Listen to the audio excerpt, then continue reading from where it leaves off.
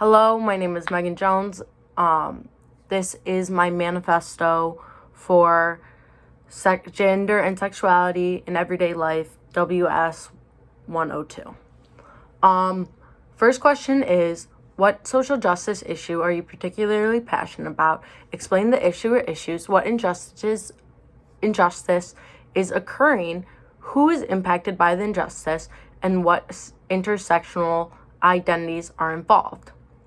For me, I chose one that I am particularly passionate about, and I knew about before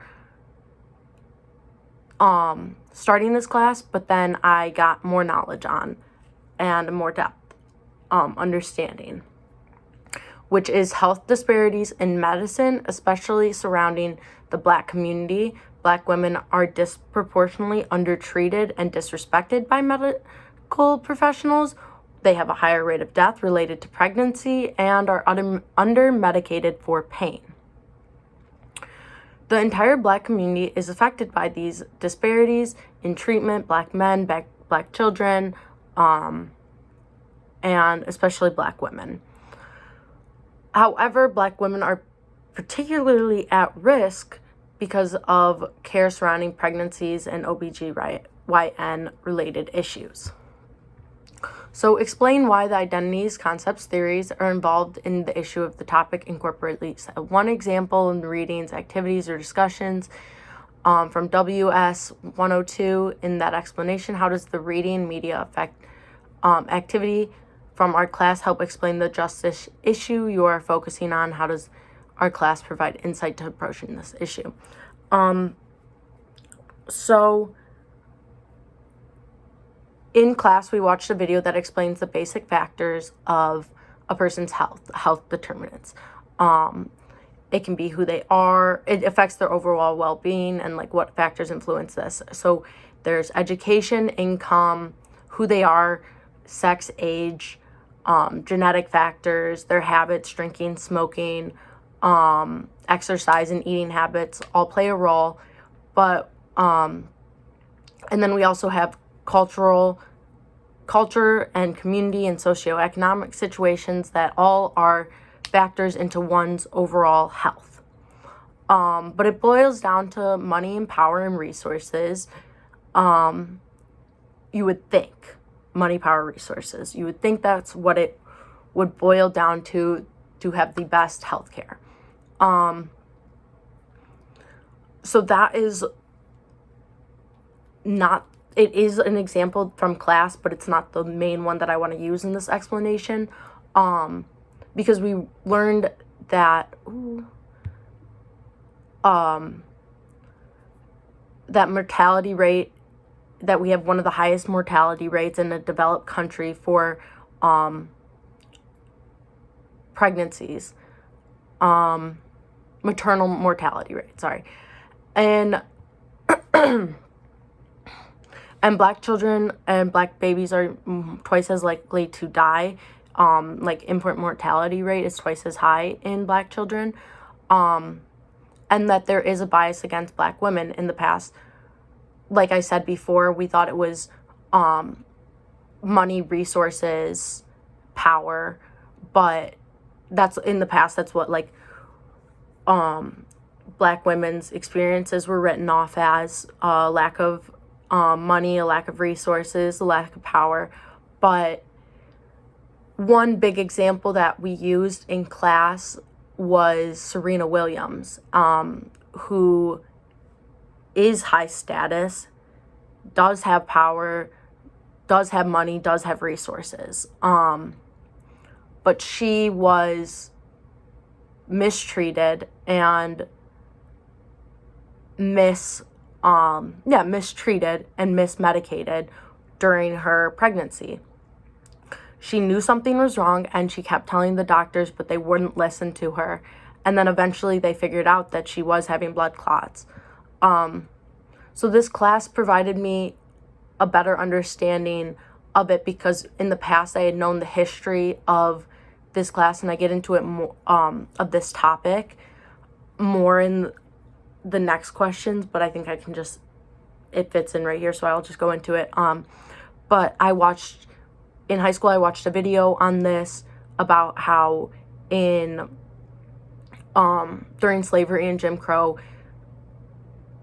gross medical professionals would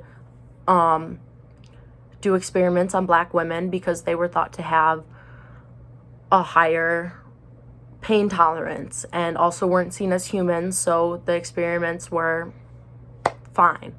But this class provided me a better explanation and ways to start conversations. In this class, we talked about how to be the change and how to take what we've learned and correct it when we see the opportunity. I'm not going into the medical field, but my classmates that are aspiring to become doctors talked about how they will go into making sure black women and patients are heard and properly cared for. When discussing this topic with my friend, whose mom is studying to become a nurse, she said that they learned in one of her classes that black people have thicker skin and higher pain tolerance, and this is not true. She did speak up to the professor and attempted to correct the racism. But did I answer all the questions? This class, because we talked about it in class, we talked about how we would actually go about our daily lives knowing this information, and just to respect black women more, because I do have my own biases, whether or not I like them, just to believe when black women or black people are complaining about something, I need to be able to know that they're, it's not that I don't, it sounds wrong, but just really, pay more attention to what they're saying, because my brain is wired to not, so I need to overcompensate. If that makes sense. Or does that make me sound like I'm not a bad person?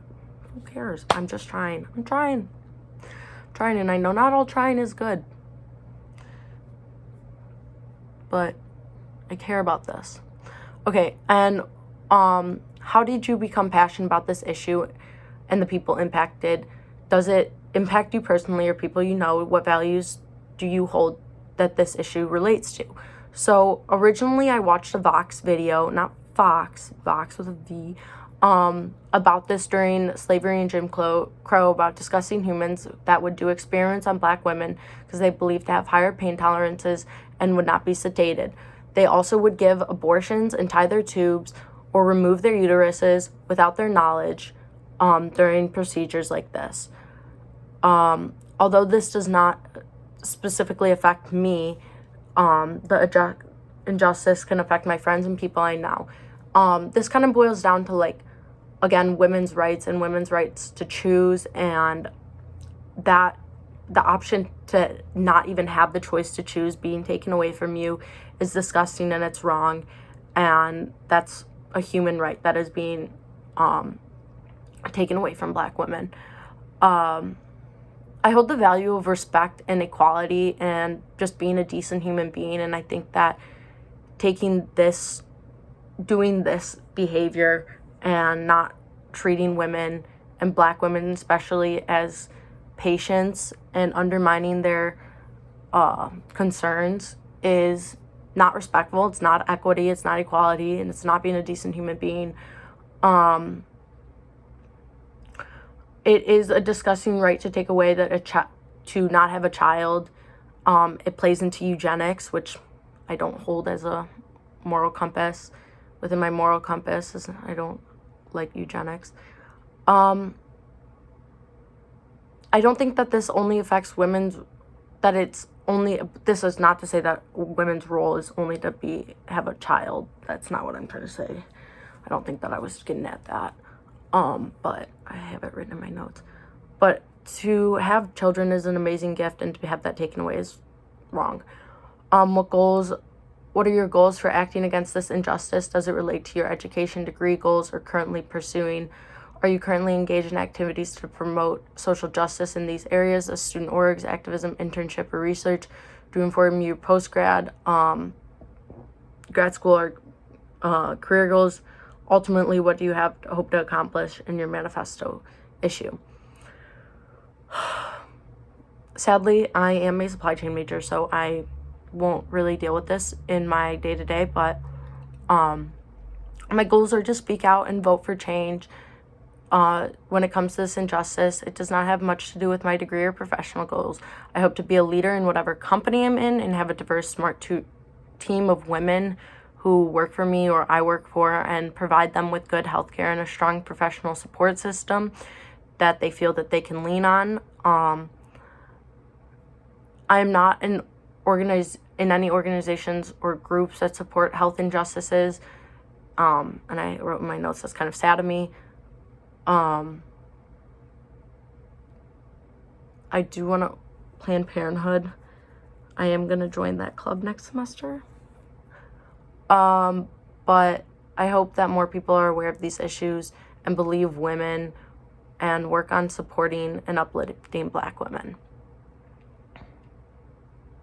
It's just a continuation of slavery. That's all it is.